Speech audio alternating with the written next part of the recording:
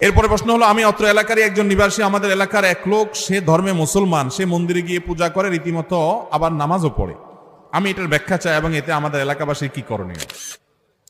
দেখুন, বা মুসলমান আল্লাহ আল্লাহ, বা হিন্দু রাম রাম, একজন কবির কবিতার অংশ।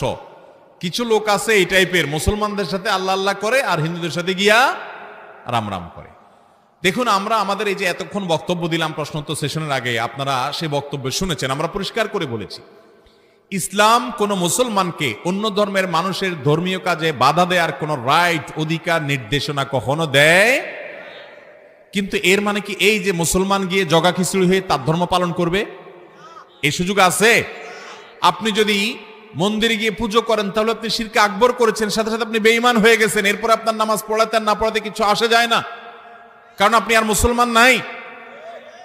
ভাইরা আমার, আমরা সব জায়গায় উদার হতে যাই। সব জায়গায় কি হতে যাই? উদার হতে যাই না, ভুল বললাম।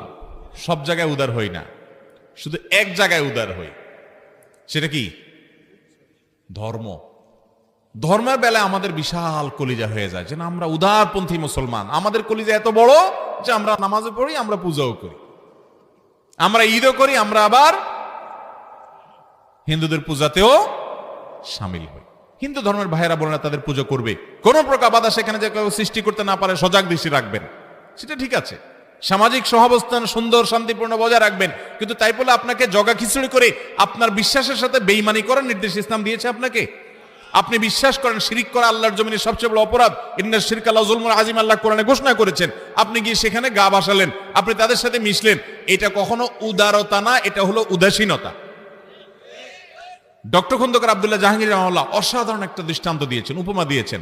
আমাদের দেশের একেবারে সাধারণ রিকশাওয়ালা, দিনমজুর থেকে নিয়ে উচ্চপদস্থ কর্মকর্তা পর্যন্ত আমরা সবাই সবচাইতে ভালো বুঝি যেটা, সেটার নাম রাজনীতি। এদেশে মানুষ সবচেয়ে ভালো বুঝে কি?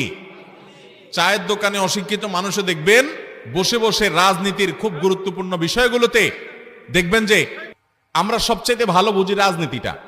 আচ্ছা, আমাদের সাংবিধানিক অধিকার হিসাবে সকল দল যার যার রাজনৈতিক কাজ পরিচালনা করতে পারে, অধিকার আছে না নাই?